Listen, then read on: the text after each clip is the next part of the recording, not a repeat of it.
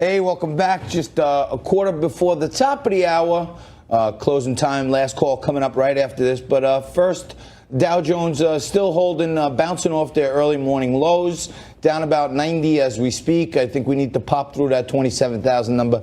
Keep your eyes peeled and stay nimble. Summer trading is sometimes thin, up, down, and around until Thursday when Jerome Powell talks about the Fed's next moves.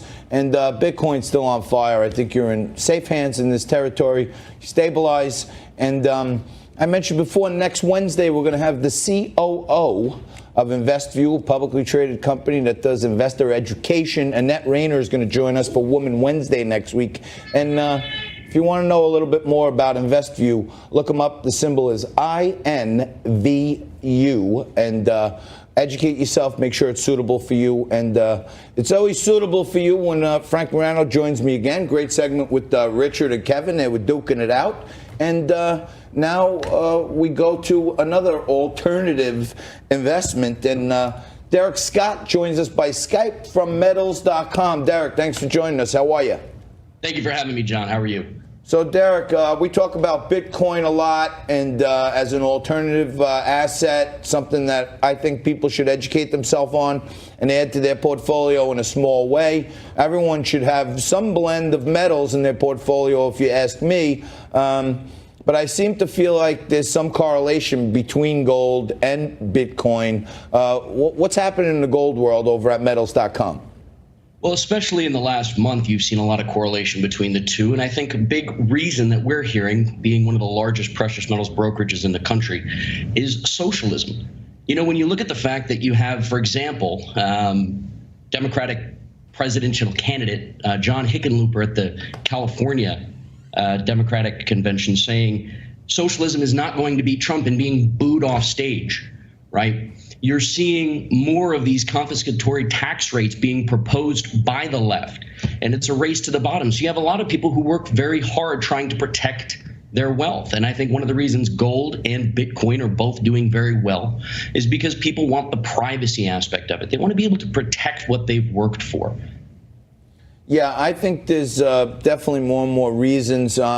We've been covering cryptocurrency and Bitcoin, trying to educate our audience on this for a while. Frankie's kind of like our layman. And Frank, could you kind of see the correlation between gold and Bitcoin as alternative assets? Well, I don't know that I'd lump the two together. I know we had one person on that said cryptocurrency is digital gold these days, and that's what sparked his interest in it. But unlike cryptocurrency, which is really only good if somebody wants to accept it, gold actually does have some intrinsic value. But Deric, just so I understand where you're coming from, and are you an advocate of gold as an investment vehicle for regular people? Or are you an advocate for the country returning to the gold standard, or both of those things? I would have to say both. You know, I mean, gold is an investment over the last 15 years that had an annual average rate of return of approximately 9%. So from an investment standpoint, it's not terrible. But more importantly, when you look at it from going back to a gold standard, I mean, you know, look at going to a cashless society. You know, we've had the Bank of America CEO say he wanted a cashless society. You've got Facebook, somebody whose founder is a big fan and proponent of universal basic income, pushing their own version of it. Meanwhile, it is centralized inside of a bank in Switzerland. You know, there's an organization in Switzerland controlling Libra. But looking at the Hong Kong protests, right, a country that has these cashless cards called Octopus. They're tentacle cards, if you will.